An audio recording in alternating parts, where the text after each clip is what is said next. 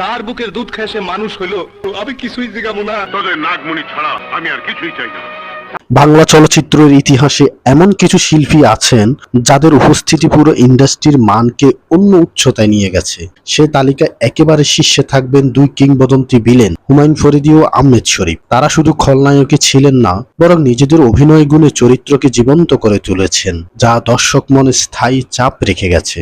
হুমায়ুন ফরিদী ছিলেন এক অসাধারণ শক্তিশালী অভিনেতা। তার কণ্ঠ, চোখের অভিব্যক্তি এবং সংলাপ বলার ভঙ্গি সবকিছুতে ছিল এক ধরনের গভীরতা ও রহস্য।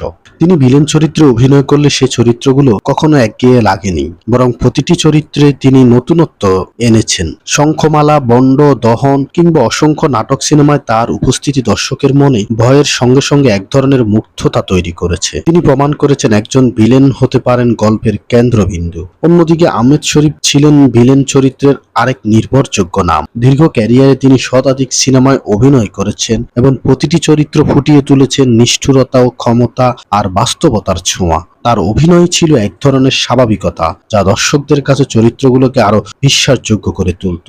90 দশকে বাংলা সিনেমা যখন বাণিজ্যিক ধারার উত্থান ঘটে, তখন আহমেদ শরীফ ছিলেন সেই সময়ের অন্যতম ব্যস্ত অভিনেতা। এই দুই অভিনেতার মধ্যে একটি মিল ছিল, তারা কখনোই ভিলেন চরিত্রকে ছোট করে দেখেননি, বরং নিজেদের দক্ষতা দিয়ে খলনায়ক চরিত্রকে গল্পের গুরুত্বের অংশে পরিণত করেছেন। তাদের অভিনয়ের কারণে নায়ক ভিলেন দ্বন্দ্ব আরো তীব্র হয়ে উঠেছে, যা সিনেমায় সফলতার অন্যতম কারণ। আজকের দিনে বাংলা সিনেমায় ভিলেন চরিত্রে যে শক্তিশালী ভিত্তি আমরা দেখি, তার পেছনে এই দুই কিংবদন্তির অবদান অনস্বীকার্য। তারা শুধু দর্শকদের বিনোদন দেননি, বরং নতুন প্রজন্মের অভিনয়ের জন্য একটি মানদণ্ড তৈরি করে গেছেন।